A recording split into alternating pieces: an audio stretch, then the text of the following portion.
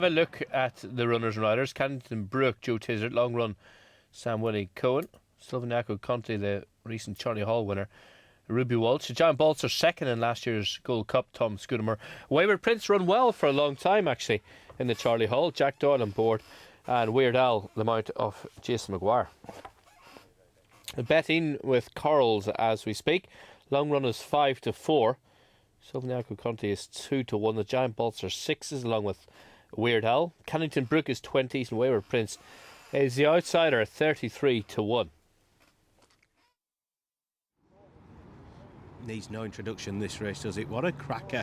Jump season well and truly underway now, and Mark and I were very lucky to be at Wetherby the day of the Charlie Hall, the Bet365 Charlie Hall, and what a performance we witnessed from Sloveniaco Conti. Blew away the opposition. The question mark is, what did he beat? Obviously the winner looked special, but Wayward Prince was back in second position, coming right back to form, but it was the manner of the victory rather than what he beat that was so impressive. It was, I totally agree with that. Yeah, a lot of people have mentioned what did he beat this day. He probably didn't beat Stars, he beat Wayward Prince, who he takes on again.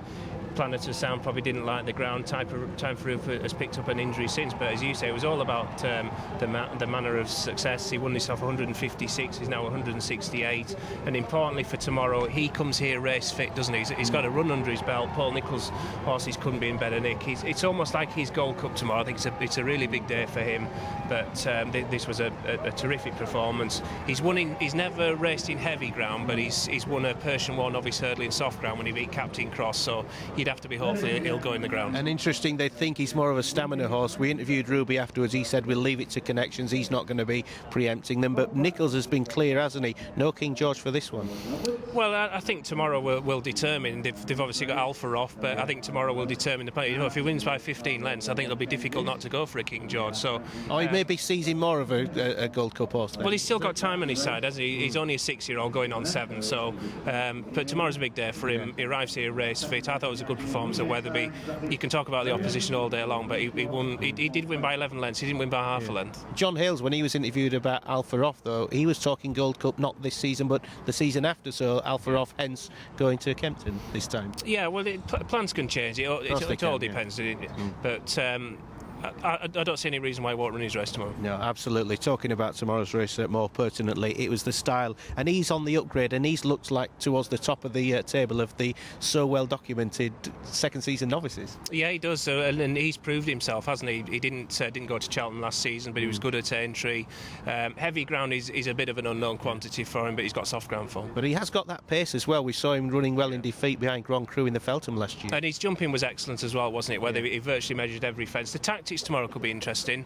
Not totally convinced what's going to lead tomorrow, whether the Giant Balzer reverts to his old tactics. Will Long Run go on? Will Cannington Brook lead? He's led in the past, so tactics slight unknown quantity. But the jumping with this horse, it's all about how stylish and natural he looks. Yeah, he got into very good rhythm at Wetherby, and hopefully will tomorrow. Yeah. What about the Giant Bolster? Obviously, his trainer David Bridgewater will not hear of, well, almost defeat of this horse. He loves him so much, and he wasn't shocked by that big run behind Synchronised in the Gold Cup. No, I don't think he was. He was a huge price on the day, wasn't he? He'd been beaten, or well beaten, by Long Run the time before, when they probably made too much use of him, but he was back to his very best. He's a really effective horse round Cheltenham as well. That's probably his number one track. I think he's won round there 2 or 3 times in the past. He's got a good record fresh as well. I think he's 2 from 4 first time out.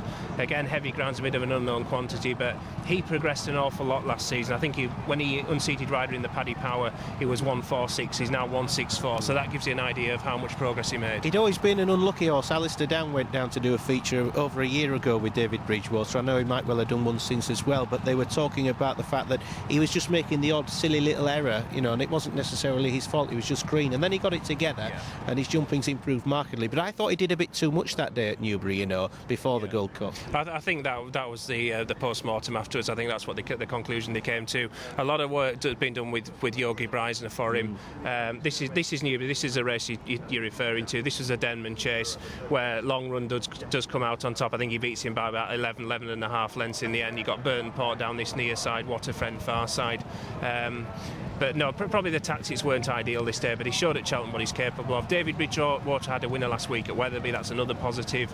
I thought the prices were wrong with him. Long run was about 5 to 4, and this horse is about 6 to 1. Considering he beat him at Cheltenham, I didn't think there should be such a big discrepancy. I think people are thinking wrongly that it was a fluke that day, the Gold Cup, and I don't. I was nearly putting this thing up as an each-way bet and got talked out of it on Gold Cup day. But he is a serious long-term prospect. What he's done already is incredible because he's still relatively inexperienced, the bolster. Yeah, now he's getting his jumping together as well. He's showing what he's capable of. Strictly on figures for tomorrow, I think he's £14 behind long run, so he's got plenty on his plate. But he's good, fresh. Yard are in decent form.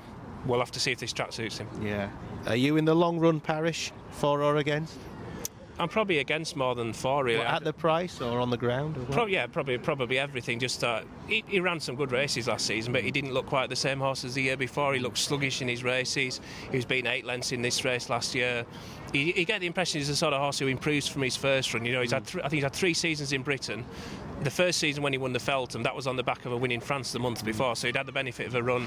He got beaten in the Paddy Power the following year, and last year he got beaten in this race. Wasn't there a French horse a good few years ago who came over here, did very well, and then didn't always do it, and then ended up being the best horse that we've ever seen over fences? And he was a French recruit and used to clout the last fence and people used to knock him. Something Star, wasn't he? That's right, but we're not bracketing him just yet in the same legendary status, but No. if he's done it and he's been there at the big table so many times, he still deserves enormous respect. It's just, I think it's at the price you're against him at, isn't it? I think so. He's around 5 to 4. It's his first run of the season. The jockeys expressed concerns about the ground as well.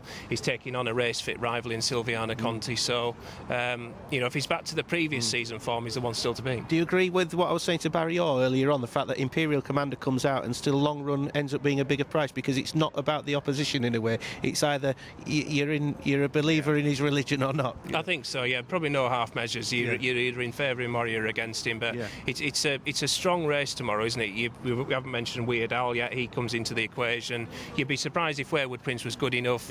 Cannington Brook on figures, I think he's got about £30 to find, but he's unbeaten at Haydock and he loves heavy ground. We were at Wetherby working the day at last year for the Charlie Hall when he won Weird Al, weren't we? And he's a horse to catch fresh. But we can see Cannington Brook, he's got about £20 to find, but his trainer has been saying he's going to love the ground. Said we've got £20 to find, but if it rains, he's right in there and he could yet place. He's got plenty to find, but he'll love the ground and the others might not. He'll relish the conditions. I think he's £33 behind long run on figures, but he's 2 from 2 at Haydock. He, as you say, loves the ground. This day beats Our Island. He's all out to hang on.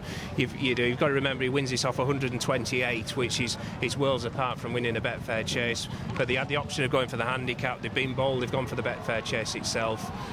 You'd be surprised, wouldn't you? And I suppose, with respect, you'd be disappointed if he won, but he'll love the ground. They'd need more rain, I think, for him, the way that they've drained it. In the Haydock of old, he might have given him a squeak, but, I mean, I put him up this way or backed him in the Welsh National, and he got nutted on the line for 4th. So Welsh National horses, they don't win Betfair Chases, do they? I don't think he got home that day, did he? I think he wants a flat track 3 miles, so he's got that tomorrow. But it's all about whether he's good enough. Yeah, like I say, he'd want softer ground, but it is testing out there. But it's just not the Haydock of old. Anything that we've not mentioned that we should? Weird Al, I was touching on him when that VT started. We were there last year at the Charlie Hall when he won.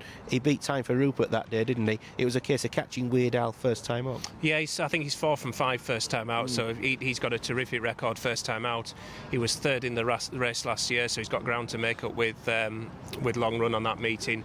And I just wonder whether Timmy Murphy's the man for him. He seems to get the best out, and Jason Maguire's ridden him twice and he's pulled up twice, all beating Gold Cups. But so Timmy might be the man, but I'm sure Donald McCain will have him right. He could have gone for the Charlie Hall. He comes here fresh, and we know that's probably the time to catch him. It's a smashing renewal though, isn't it, Mark? Yeah, it's a belter. We've got a previous Gold Cup winner, we've got 2 Charlie Hall winners, we've got a Gold Cup second, so it's not bad. And isn't it great the way that the guard has changed now? We saw it coming a couple of seasons. It took a while to actually happen. Koto, Star, Denman, they've gradually stepped aside, and now these second season novices, they look as though they've got the potential to be just as good. They're all champing at the bit. We saw Alpha off last weekend. We haven't seen Sir de Champs so far this season. Hopefully Silviana Conti will prove that he's capable of going in the big league as well. So it's exciting times, even though it's sad that we haven't got Koto and we haven't got Denman anymore. Have the price contracted a bit from the Giant Bolster now, since you said that his price was too big? I thought one or two might have snapped snaffled a bit of that value. Well, start of the week I think it was about 12 to 1, but that wasn't going to last too long. No. But I think yesterday was around the 6 to 1 marker. I just thought for a horse who's beaten long run, he shouldn't be 6s and the others 5 to 4. But we'll see. And every Saturday we're going to be saying this on Racing UK. It's going to be a microcosm of the championship itself. It's going to be Nichols going head to head, obviously, with Henderson. Yeah. Henderson's going to have to start getting these big guns out soon. Well, just today, isn't it? Henderson's got a strong hand at Ascot. Nichols has got a strong hand here as well, and we've got big guns to file just tomorrow, let alone. Nichols has wasted no time in firing a few early salvos. You've mentioned a few of them there, Silviano Conte and Alfa Romeo. As I said the other day, I think it's been one of the highlights of the jump season so far. The way Paul Nichols has started this season, everybody knew it was going to be tough for him to retain that title, but he's not going to gift wrap that title, is he? No. And they talk about it, that they say, in a way you can understand it's not the be-all and end-all for them, but there's just a little bit of an icing on the cake situation about it, isn't there? You don't believe that, though, do you? Well, it's just naturally competitive, the two. Yeah, they're both very competitive trainers, and if you were an owner, that's what you'd want, wouldn't you? Yeah. You want somebody who cares, who wants to win every race. Exactly right, that is definitely the way. That's why they are where they are, at the top of the tree, Henderson and Nichols, with King snapping away at their heels